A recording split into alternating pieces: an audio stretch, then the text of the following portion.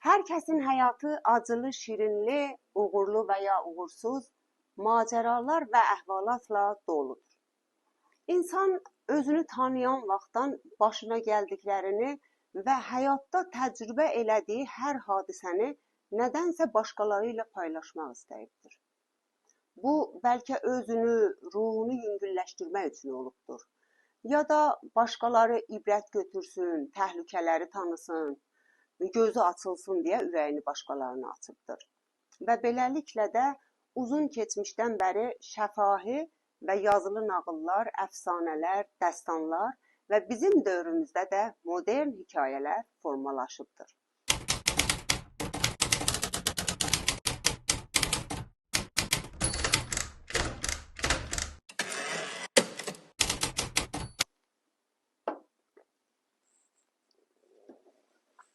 Salam, mən Xan Sənəm.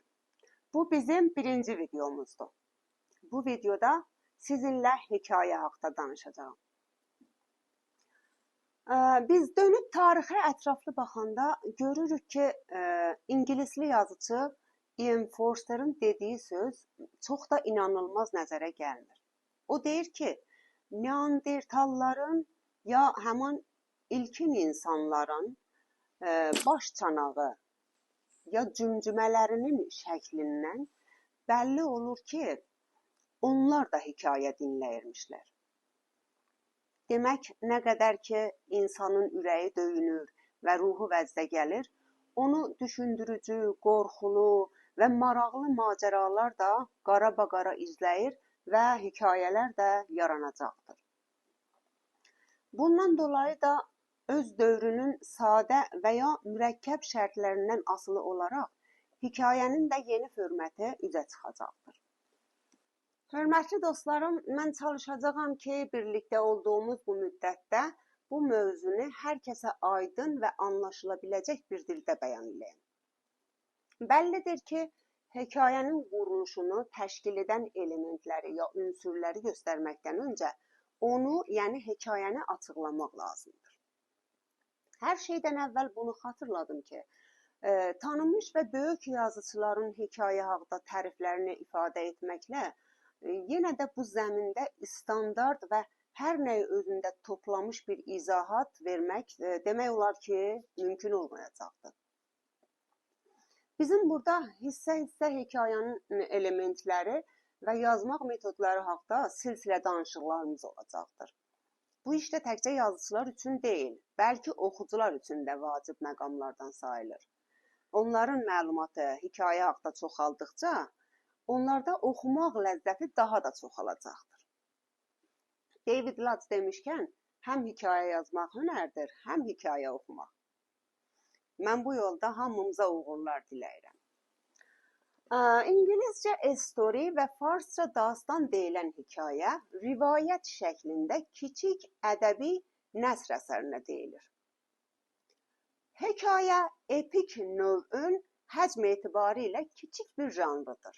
Bu janrda müəllif bir və ya bir neçə şəxsiyyət ya personajla bağlı olan əhvalat və macəranı yığcam bir şəkildə təsvir edir. Ərəstu şairlik ya həmin Butiqa əsərində hekayəni hadisələrin birləşməsi ünvan edir. Onun dediyinə görə hekayənin başlanışı, ortası və sonu olmalıdır. Hərçənd ki, indi çağdaş dövrdə bu xətti baxış önəmini itiribdir və modern hekayəçilikdə belə sıralamalar pozulubdur. Ərəstunun irəli sürdüyü bu izah ümumi bir izahdır və həmin sujet ya peyrəng anlayışını da ihatə edir. Ərəstudan bugünə kimi bu iki terminin, yəni hekayənin və sujetin fərqlərini aydınlatmaq üçün də çox çalışmalar olubdur. Madam ki, biz tanınmış yazıçıların ağzından çeşitli təriflər eşitmək istəyirik, deməli, hekayə və tər ya Platın da fərqləri haqda danışmağı feyl halda zəruri saymırıq. Qoca və Dəniz adında məşhur romanın müəllifi və Nobel mükafatını qazanan yazıcı Ernest Hemingway hekayə haqqında belə deyir. Hekayə, karakterlərin çətinliklər və problemlərlə qarşılaşdığı və bu yolla həyatın həqiqətlərini açığa çıxardan bir rivayətdir. Franz Kafka isə hekayəni belə açıqlayır. Hekayə öz-özünlə sonsuz bir diyaloq kimidir. O, insana qarışıq və çaşdırıcı dünyada necə yaşaya biləcəyini göstərir. İndi görək hekayə haqda William Faulknerin fikri nədir? O belə düşünür. Hekayə bir həyatın nəmayişi olmalıdır. O, yalnız həyatın bir kadrını deyil, hər hərəkətini, hər hissin və hər qərarın həyatda necə bir təsir yaratdığını göstərməlidir. Dostlar, təbii ki, hekayə haqda təriflər çoxdur. Arasaq bəlkə də hər bir yazıcının özünə görə bir tərifi vardır. Ancaq əvvəldə dediyimiz kimi, bu haqda standart bir tərifə çata bilməyəcəyik. Bugünkü mənada hekayənin yaşı 2 əsrdən azdır. Böyük yazıcı Edgar Allan Poe deyir ki, kəmmi baxımdan qısa hekayələrin 500-dən 15 minə qədər kəlməsi olmalıdır. Amma bugün bu söz mənasını əldən veribdir. Çox vaxtlar hekayənin həcmi yazıcıdan və onun seçdiyi mövzudan asılı olur. Hərçənd ki, bunun da qalarğı etibarı yoxdur. Və nəhayətdə də yazıcı mikrofiction, flash fiction, povest və roman quruluşlarını və onun hududlarını tanıyıb və hekayə ilə onların arasında olan fərqlilikləri ayırt eləməlidir. Yoxsa yəqin ki, onun yazısı deformə olacaqdır. Burada önəmli bir məsələni vurğulamaq istəyirəm. Hekayənin də bir çox sənət növləri kimi müəyyən bir tərifinin olmamazlığı məncə müsbət qarşılanmalıdır. Bu məsələ bəlkə yeniyetmə bir yazıcı üçün qorxulu ya çaşdırıcı ola. Amma bu açıqbaşlılıq bir profesional ya herfeyi bir yazıcı üçün geniş bir imkandır. Niyə deyirəm imkan? Buna görə ki, onlar belə bir şəraitdə özlərini heç bir məhdudiyyətlə qarşı-qarşıya görməyib, yazmaqda əlləri açıqdır.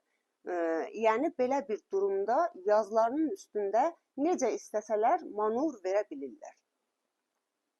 Pragmenin dediyinə görə, heç kəs hekayə yazmağı bir başqasına öyrədə bilməz. Çox da gözəl deyibdir. Biz də bu sözə qatılırıq.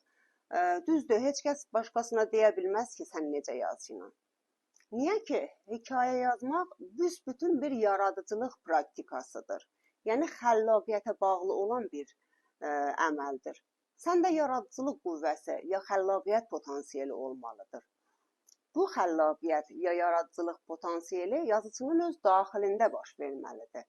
Elə məhz də buna görədir ki, bu ilkin meyli yazıcının özündən başqa kimsə ərsəyə gətirə bilməz. Yazıçılıq asanlıqla ələ gəlmir. Beynində, ürəyində və təxəyyül sahəsində düşündüyünü hekayə olaraq kağaza yaxud monitor üzərinə tökmək asan bir iş deyildir. Mənim də burada məqsədim sizə hekayə yazmaq üçün hansısa sehirli bir formul ya məntiqi bir qanun irəli sürmək deyildir.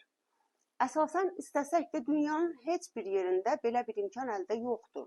Nə bizdə, nə də başqalarında. Ancaq bir sıra formullar var ki, yazmaq üçün onları öyrənmək lazımdır. Burada məqsədimiz sizi hekayənin quruluşu və bu fonda bir sıra texniklərlə tanış eləməkdir ki, güman eləyirəm bu texnikləri öyrənmək istedadlığınızı üzə çıxarıb və gözəl hekayələr yazmaqda sizə yardımcı olacaqdır. Gələn videomuzda texniklər haqda danışacağıq, texnikləri tanıyacağıq və sonki videolarımızda da bir-bir bu texnikləri açıqlayıb və hər bir texnik üçün bu taylı, o taylı öz yazıçılarımızdan və dünya yazıçılarından nümunələr gətirəcəyik. Bizi subscribe eləyin, dostlarınıza tanıtdırın, bizimlə yol bir olun, bizə komment yazın, like eləyin və hər zaman mutlu qalın.